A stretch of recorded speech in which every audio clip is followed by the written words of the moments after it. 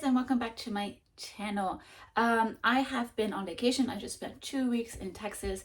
It was absolutely lovely. I did a lot of swimming, I ate a lot of barbecue, and I just generally had a very good time, especially since I had two friends from Japan come with me, and it was really, really lovely getting to share the fabulousness that is Texas to my two friends, and really changing their viewpoint on what the US is and what on Texas is and what it is to basically not be in Japan, basically. But yeah, so we had a lot of fun. But today I wanted to discuss where I am with my reading, because when I last left off with you guys, I mentioned how I'm sort of going like a midlife crisis, not really wanting to do anything, not really reading. That's still there, that's still happening. And definitely during vacation, I didn't read a single page, but I knew that was going to happen because, again, I was with my friends. And then Texas was just me trying to enjoy being back home. And then just, working things out, basically. So I haven't finished anything since my last video in terms of reading, at least not novels. I do have some manga I'm going to talk about. But basically, yeah, I just want to show you where I'm at with my reading. So before I left off, I had mentioned that I was reading The Nun by Denis Diderot. I'm about halfway through it, but basically I'm going to put this down for now, and I'm going to restart it again from the very, very beginning, because I was really enjoying it, but I want to give more attention to it, so that I can enjoy it even more. So this is a book that I did sort of put down, and I'm gonna restart it at another time eventually. So that's where The Nun goes, or that's what's happening with The Nun right now. But it is really, really a fantastic book. I was really, like I said, it was fascinating. There was so much to be said about women and the lack of freedom they may have, especially when it comes to their roles, well, just as a woman to begin with, but also roles within religion itself, basically because this is about a young woman who was forced to be a nun in a convent. And so it's the repercussions of that. It's the exploration of her feelings, and it's the exploration of what religion is supposed to be and what it's supposed to mean to the individual, but also to society. So I was really enjoying this, but I want to be in a mindset where I can enjoy it even more.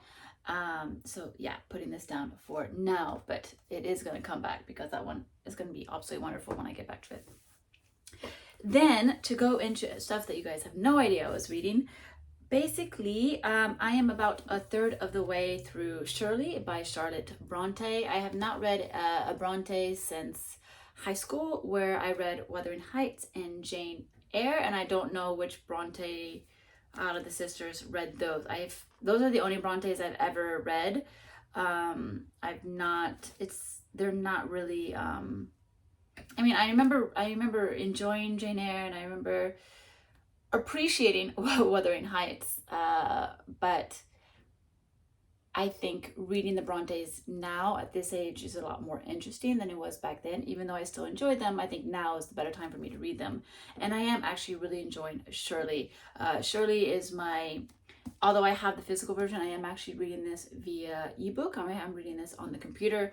So this is not a book that I'm actively reading in terms of like at home or on trains or anything like that. It's when I'm on the computer and I'm waiting for something else to happen and I have that free time, I'm picking this up.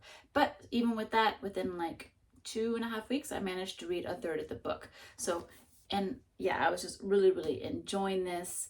I don't really know how to describe this plot very well, but it's just basically follows this one sort of like area in England during the, 18 somethings. I don't even know. I don't know. Like I said, it's like one of those things that, like, because 3 weeks have passed since I last read the last page, my mind is not really into it right now. So I haven't re-immersed myself in the book since coming back from Texas. So I'm a little bit shaky on what I've already read, even though I'm sure as soon as I read a page, I'll be like, yes, that's what I read. But it basically just follows this like village where the sort of, it's kind of like the rich versus the poor. There's a rich man, Roger Moore, who has a mill and he's trying to make this mill very successful. And by doing that, he's like putting in new machinery. But if he has new machinery, the peasants will lose their jobs because the machinery will be able to do what they used to do. So it's basically the push and pull within the village around this topic. And I just met the character Shirley, so I don't quite know yet where that's going, but I'm really excited to see what happens. But yeah, I was really enjoying this. I think Jane Eyre or Wuthering Heights, one of those, is written by Charlotte Bronte. If I remember correctly, I did look it up about a month ago. And I have to say again, now I'm seeing the humor in her writing and I'm better able to appreciate that, and I'm really enjoying it. I really quite like her style. I like the fact that she will say, well, these characters aren't very important, but I'll still tell you a little bit about them, but then you can forget a bit about it as soon as I finish writing. But then she writes something really interesting about them and you're hooked on that character. And it's just her way of presenting the book, because she does talk to the reader. She does break the fourth wall. She does talk to you, the reader. And I love when she does that. It's really fun. So that's it. That's all I was kind of sort of reading before I left for Texas. And again, I have not read a single page since coming back. Instead of reading novels, I was actually reading manga because I wanted to get back into reading Japanese, because I am struggling to do that this year, even though I was doing really well last year. And to do that, I decided to reread a childhood favorite, or a favorite from when I was in high school. But that's childhood, or it should be if you're doing your childhood correctly. But I decided to reread Yu Hakusho. I read this in the French translation when I was in high school. And when I moved to Japan, I said, oh, hey, I should one day read that in the original Japanese now that I can. So that's what I've been doing. I read volumes 1 through 10 before leaving for Texas. I just finished volume 11 yesterday, and I only have volume 12 left to finish the series. But this is super nostalgic. I'm having a lot of fun rereading this. It's such a classic shonen manga. It's just been really fun to revisit. And now that this time around, I'm basically binging the series versus the first time where I was when I was reading volume per volume as the translation came out. Binge reading it has definitely made me sort of be able to go flow with the story like a lot smoother, and also see the progression of the artist's style, because this artist took many breaks due to his health, and the art style does get sacrificed as you go later into the volumes. And that's not something I noticed on my first read through, but now that I'm reading it now, I am noticing it, and I find that actually really quite interesting, because basically via the art you can tell, okay, he took a break or he was tired at this time. And it's unfortunate, but it still makes it interesting to be able to really be more observant of that. So that's what I was reading primarily right before leaving for Texas. It's Yu Hakusho. I spent a few weeks reading it through these volumes and really enjoying it. So that's it on the reading front. I wanted to also catch you up on some purchases. Very little, because I know that I am not reading as much this year as I was last year, and that right now reading's not as much of a priority right now as it is just kind of figuring things out in life. I have not been buying books because there's no point buying books if you're not going to read them. There really isn't. The books will always be there.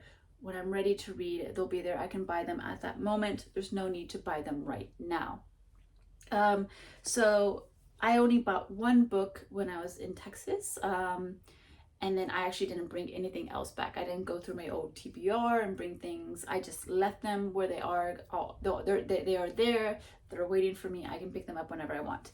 But this one was definitely most interesting to me in the bookstore because, well, let me show you. So I ended up picking up Empire of the Summer Moon, Quanah Parker and the Rise and Fall of the Comanches, the Most Powerful Indian Tribe in American History by S.C. Gwynne, finalist for the Pulitzer Prize.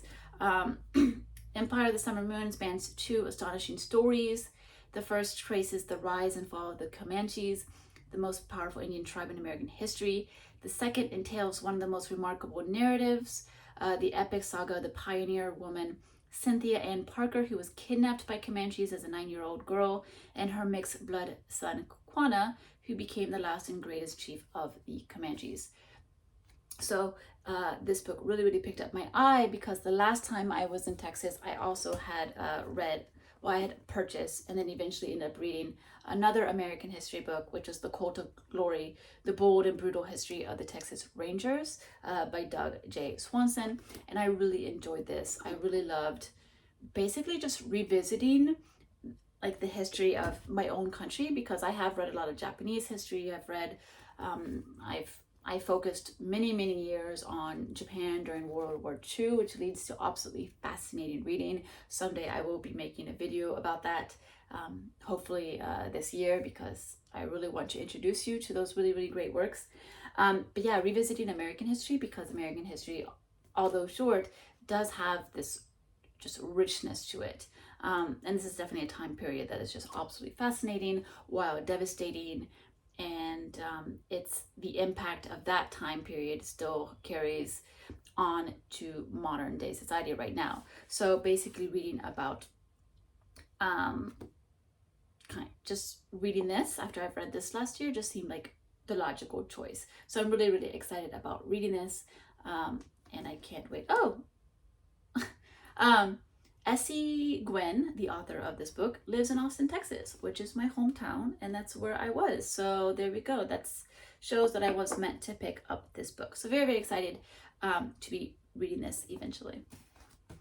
And then the only other book that I purchased recently, I actually just picked up yesterday at the bookstore, because the latest volume of Kujima Utae ba Ie Hororo just came out. And I haven't read volume 2 yet, but it'll be nice to binge read volume 2 and 3, because this is just like so sweet, yet so funny, charming, silly, and I just can't wait to read this, because it's just absolutely, it's just shenanigans, and I just loved it. Basically, it's about this Russian bird who is like kind of like hibernating in Japan, and he meets this young Japanese boy and joins the boy's family.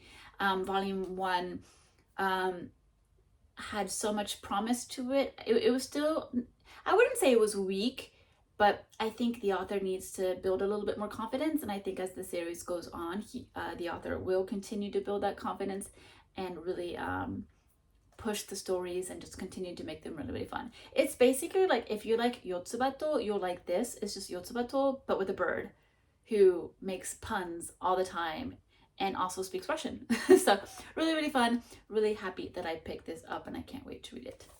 And that's it. Like I said, nothing really to share otherwise in terms of like finishing books.